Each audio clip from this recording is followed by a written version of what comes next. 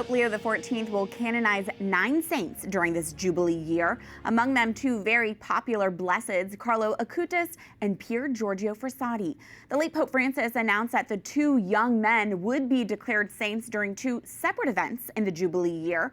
But his passing in April, just a week before Acutis' Mass, put the canonization on hold. Then another surprise in June when the Vatican announced that Pope Leo would canonize the 2 blesseds together on September 7th, the first saints of his pontificate.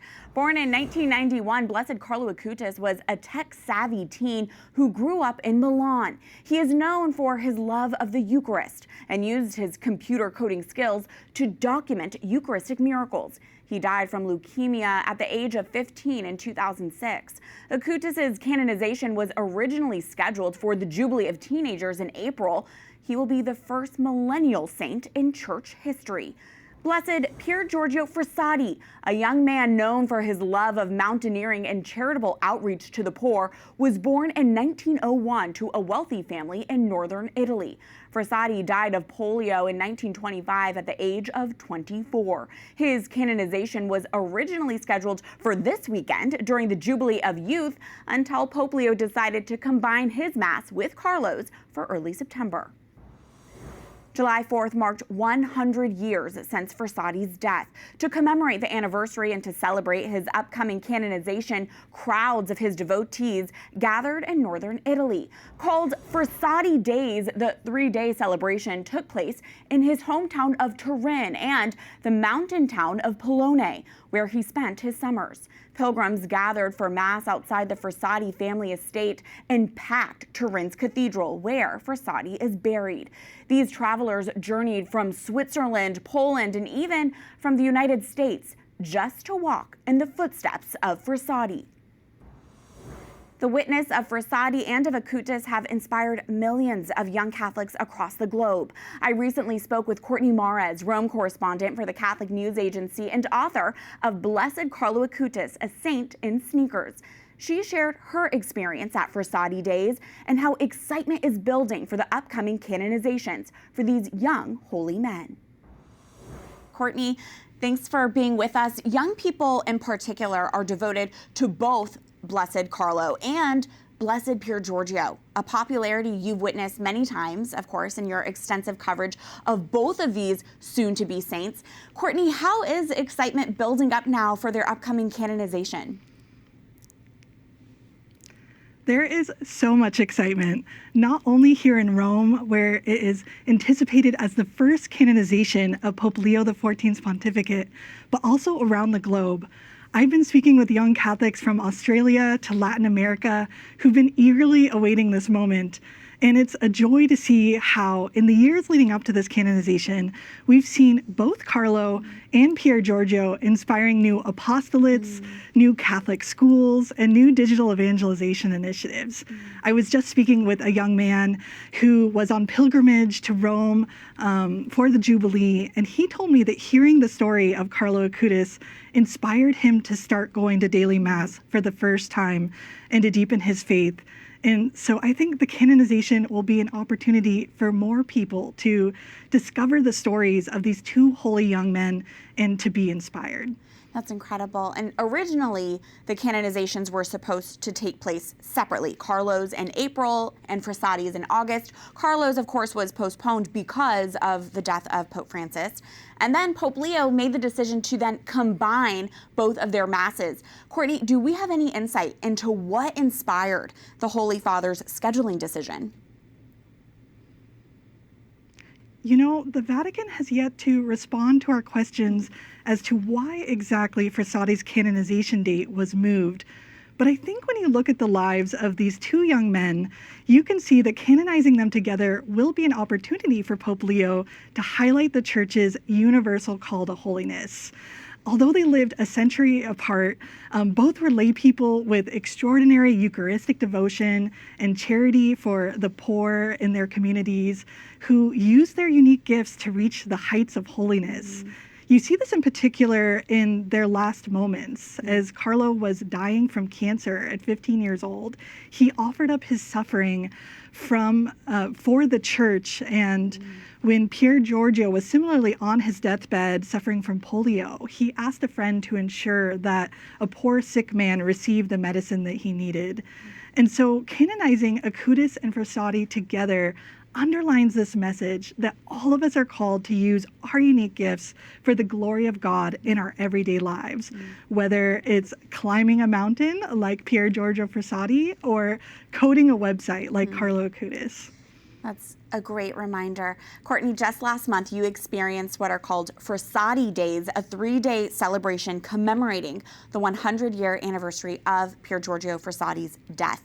What was it like to see all of these key places from his life surrounded by his devotees? It was such a joyful commemoration. It kicked off with an outdoor vigil mass and Eucharistic adoration on the grounds of the Frisadi family home in Polone, Italy, at the foot of the Alps, and then culminated in the opening of a new museum in the city of Turin dedicated to Frasati's life.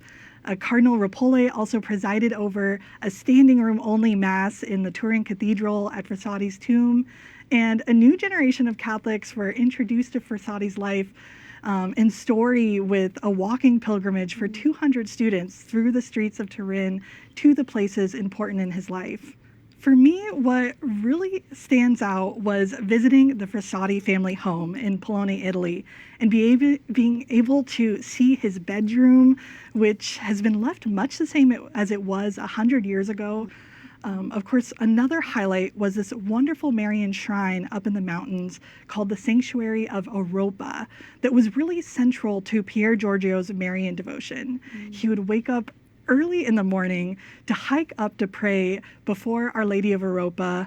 And for pilgrims today who are feeling especially ambitious, you can even follow what's called the Frisadi Trail from that Marian shrine all the way up to the peak of Mount Macrone, where Frisadi once attended a mountaintop mass in the Alps, which is, of course, an incredible opportunity for those who share Frisadi's passion for hiking in the mountains. That's an incredible experience that you had, it sounds like. And Courtney, you've also recently embarked on a Carlo Acutis pilgrimage, traveling through his hometown of Milan and in his final resting place in Assisi.